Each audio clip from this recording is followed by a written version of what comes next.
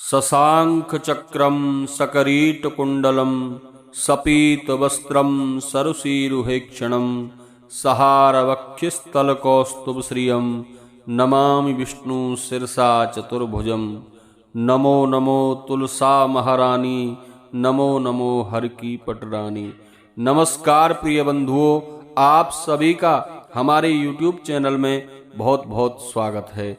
बंधुओं, आज के इस वीडियो में आप सुनेंगे तुलसी विवाह की पवित्र पावनी कथा। किस प्रकार माँ तुलसी का विवाह भगवान नारायण के स्वरूप सालग्राम भगवान के साथ हुआ। एक बार प्रेम से कहिए, बोलिए तुलसा महारानी की जय, सालग्राम भगवान की जय, विष्णु भगवान की जय। तुलसी विवाह की पवित्र पावनी कथा श्रवण करने से भगवान सालग्राम और माँ तुलसी का शुभ आशीर्वाद प्राप्त होता है और मनुष्य के जन्म जन्मांतर के पापों का विनाश होता है। आज तुलसी विवाह वाले दिन, देवउठनी एकादशी के दिन तुलसी विवाह की कथा श्रवण करने से अनंत गुना फल प्राप्त होता है और विष्णु लोक की प्राप्ति होती है। वैसे तुलसी विवाह देवउठनी एकादशी से लेकर पूर्णमासी पर्यंत तक किया जाता है। जब जब विवाह नक्षत्र होते हैं और तुलसी विवाह कराने से भगवान विष्णु की कृपा प्राप्त होती है। जिनके बच्चों के विवाहों में विघ्न बाधाएं आ रही हैं, वह भी दूर होती हैं और बच्चों के शीघ्र विवाह के योग बनते हैं। घर में शुभ मंगल कार्य प्रारंभ हो जाते हैं। तुलसी और सालग्राम का विवाह कराने से बंधुओं, माँ तुलसी जो आज एक पौधे के रूप में जानी जाती हैं और प्रत्येक विष्णु भक्त के घर के आंगन में माँ विराजित रहती हैं। यही तुलसी माँ पहले राक्षस कुल में जन्मी, जिनका नाम था वृंदा। बंधुओं, माँ तुलसी पूर्व जन्म में वृंदा नाम की एक स्त्री थी, जिनका जन्म राक्षस कुल में हुआ था। वृंदा भगवान विष्णु की परम भक्त थीं। उनका विवाह राक्षस कुल में दानवराज जलंधर से करा दिया गया। इस राक्षस ने चारों तरफ हाहाकार मचा रखा था। ये बेहद ही वीर और पराक्रमी था।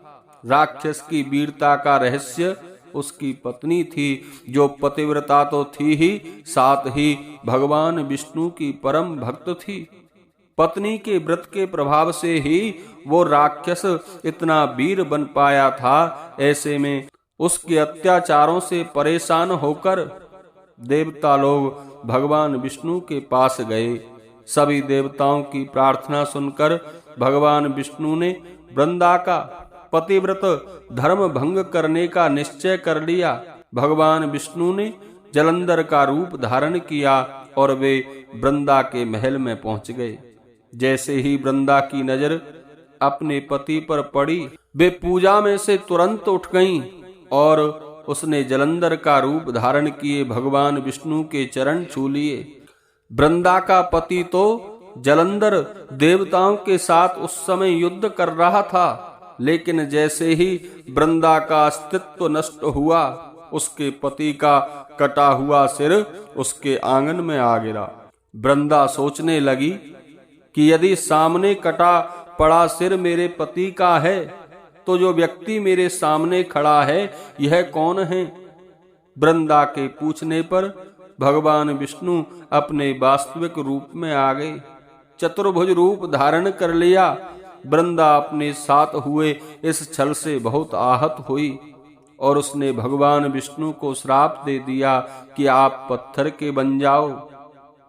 वृंदा के श्राप से भगवान विष्णु तुरंत पत्थर शिला में परिवर्तित हो गए। यह देखकर देवता लोग घबराने लगे। लक्ष्मी जी ने वृंदा से बहुत प्रार्थना की और माँ लक्ष्मी की प्रार्थना पर वृंदा ने भगवान विष्णु को श्राप से मुक्त कर दिया।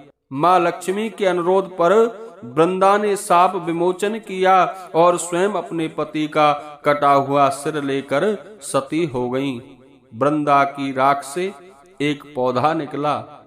उस पौधे को भगवान विष्णु ने तुलसी का नाम दिया और कहा कि सालग्राम नाम से मेरा एक रूप इस पत्थर में हमेशा रहेगा, जिसकी पूजा तुलसी के साथ ही की जाएगी। साथ ही मैं बगैर तुलसी के कभी भोग स्वीकार नहीं करूंगा।